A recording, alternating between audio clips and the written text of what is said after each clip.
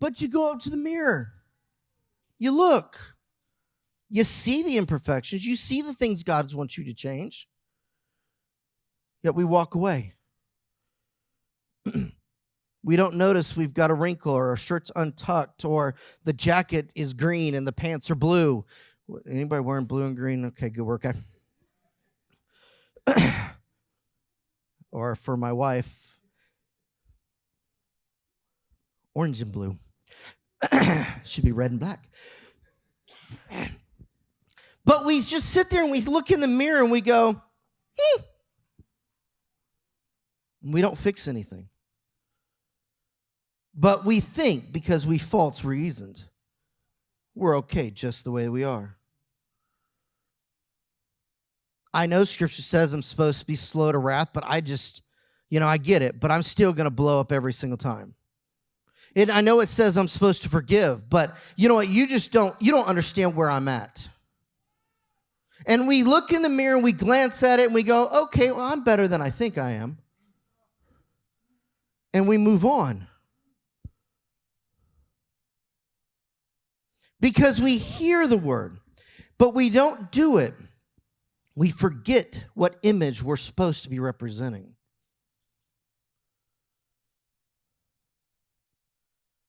See, this isn't the image we're supposed to be representing. This is just a device, a tool to move from point A to point B to accomplish the work the Father has given us. This is just stuff, dust. This isn't the image we're supposed to be busy worrying about. That's the image we're supposed to be busy worrying about. And I don't mean worry as in worry. Because I know somebody's going to call me on that at some point on YouTube or whatever. I'm not worrying about it, but that should be our focus. For he beholdeth himself and goeth his way, and straightway forgetteth what manner of man he was. But whoso looketh into the perfect law of liberty. Now, I love this one. I got excited. But whoso looketh into the perfect law of liberty. When I looked up the word looketh,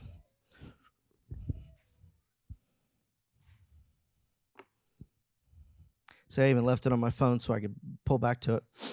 Because when you talk about those that looketh into the mirror, into his reflection, it's a glance. She just kind of looked and walked away. Outline of biblical usage. Strong's definitions.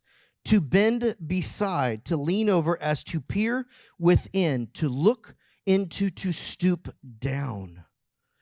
So when I think about the context of this, but whosoever slows down their role in their life, and instead of being such a hurry just to hit that mirror that's sitting by the door, the one by the coat tree that we all kind of put up outside right by the door before we leave the house, that's our last little check to make sure we're okay before we leave, to stop, to pause, to lean over, to bend down, to literally take a moment and stop everything that we're doing to examine this image we're supposed to be like.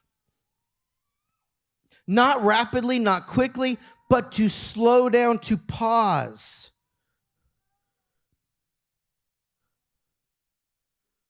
When you get ready to smell, the old statement, stop and smell the roses.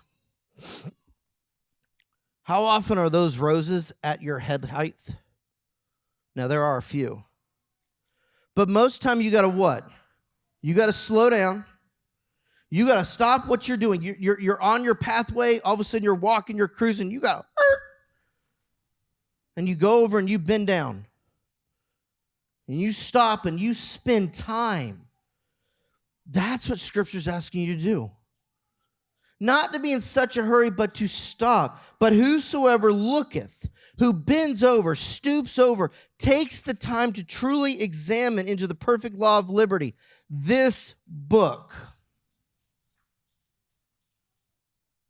and continues therein of what he saw.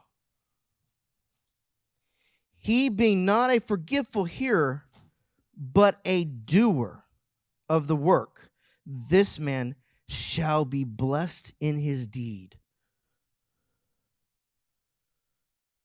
It's like reading instructions. Now, I know most of us in this room, well, probably a good half of us, we don't necessarily look at the instructions every single word, do we? We open the book, we look at the pictures, and we glance at them, and then we move on. That's what we do with the Word. It's what we do in who God's character is that we're supposed to be emulating, but we don't know how to be a doer of the Word because we've not slowed down enough to stoop, to lean over, to examine this book in its details, to be a doer of the Word.